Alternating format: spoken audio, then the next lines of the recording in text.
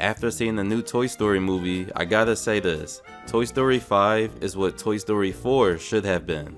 And that's not to say that Toy Story 4 was a bad movie necessarily, but it kinda did feel like filler in order just to explain why Woody would be isolated from the rest of the toy group in the end. With that being said, I am happy to say that Toy Story 5 is a massive improvement upon its previous installment, because this time around, the toy group faces their greatest threat yet, possibly their greatest threat ever, which is in the form of modern technology. More specifically in this case for this movie, iPads, or if you want to avoid copyright from Apple, LilyPads. And this LilyPad could do about anything and everything you need it to, from alarm clocks to wake up, security alarms, texting friends, playing games, and even educational purposes. This pad is so advanced, it's even able to talk to old devices from decades prior, which is something that's unusual for real life technology to do.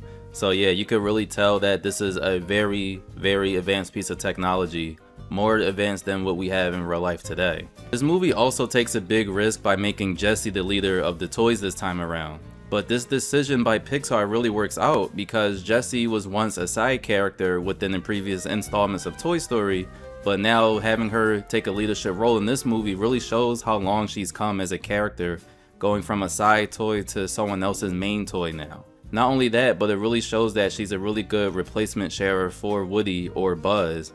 And speaking of Woody and Buzz, don't expect them to be in the movie too much, because they're more side characters than anything than what the trailer let on, but they still have a pretty important role in the movie.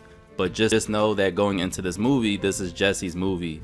And once you check this movie out for yourself, which I highly recommend, you'll see why. We get more backstory, we get more character development, and we get more meaningful moments with Jessie and other toys and other kids that we've never seen before. The idea of having the older toys go up against modern day technology is executed really well here, because instead of falling into the good versus evil trope, this movie decides to go all out on perspective instead. From the toys' perspective, they've been the main source of entertainment for Bonnie for many years, until one day this strange device and basically takes the attention of their child away from them.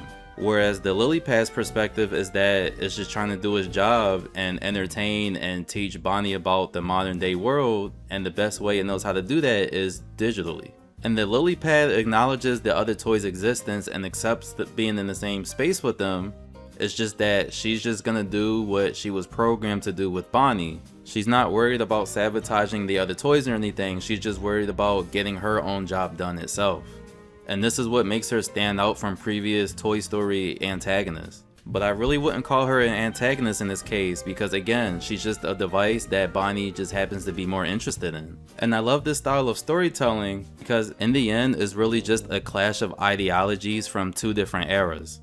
They don't necessarily hate each other, they just don't know how to react to each other just yet, because from both sides, those are big changes, and they're just trying to figure out how or even if they can coexist at all. Overall, I give Toy Story 5 a 9 out of 10 score. The only thing that holds this movie back from being a 10 out of 10 is the Buzz Lightyear side quest. At first, there's an illusion that this side story will become important, but at the end of the day, it's really just an excuse for the movie to pad out its runtime. While the side story does end up tying into the main story in the end, you can honestly take out the rest of the side story that happened in the movie and the film wouldn't change at all. As for the rest of the movie, it does a great job at its commentary on how the real world is today.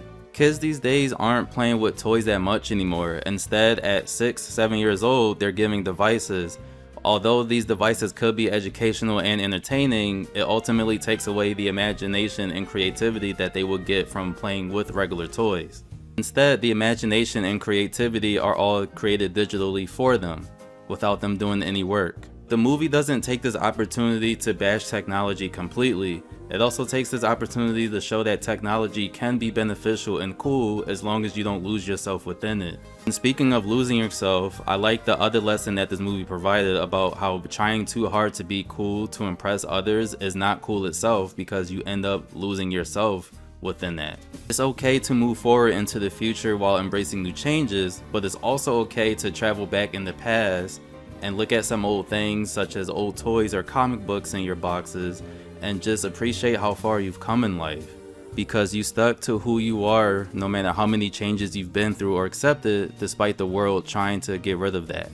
So that's gonna be about it for this review of Toy Story 5. If you've seen the movie already, let me know what you think down below. Also, if you still have some of your old toys maybe around, let me know in the comment section as well. I will not judge you. I still have some of my old toys.